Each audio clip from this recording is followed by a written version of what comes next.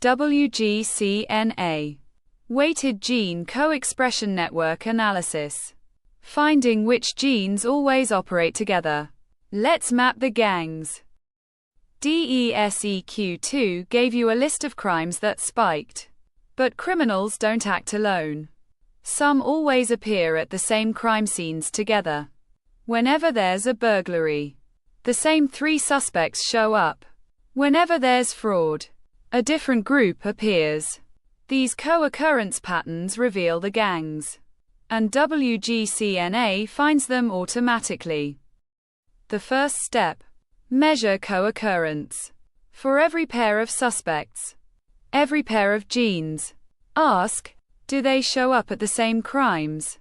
If suspect A and suspect B are both present at 80% of the same crime scenes, they're strongly correlated.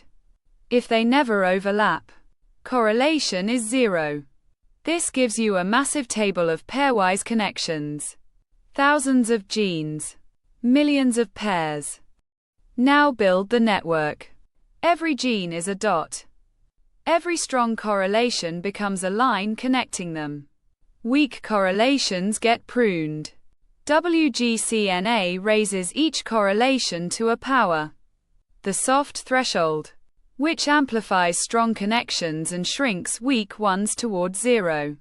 The result: a clean network where only the real partnerships survive. Then WGCNA cuts the network into modules. Groups of genes that are tightly connected internally but loosely connected to other groups. These are your gangs. Module Red. Inflammation genes. They fire up together during immune response. Module Blue. Metabolism genes. They coordinate energy production. Each module is a functional unit that acts as a team. Within each gang, not everyone is equally important. Some members are at the center of everything. The most connected node in the module. That's the hub gene. If you arrest the hub, the whole gang falls apart. Hub genes are prime drug target candidates because disrupting them disrupts the entire module.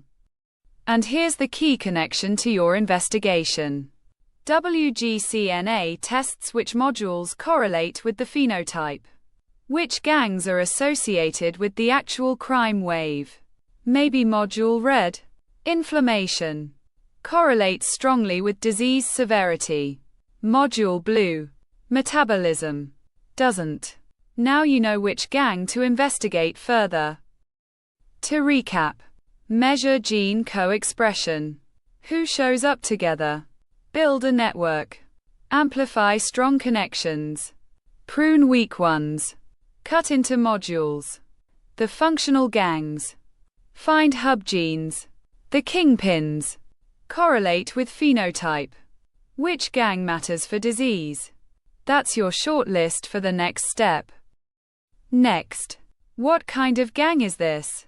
Enrichment analysis tells you. Like and subscribe. See you in the next one.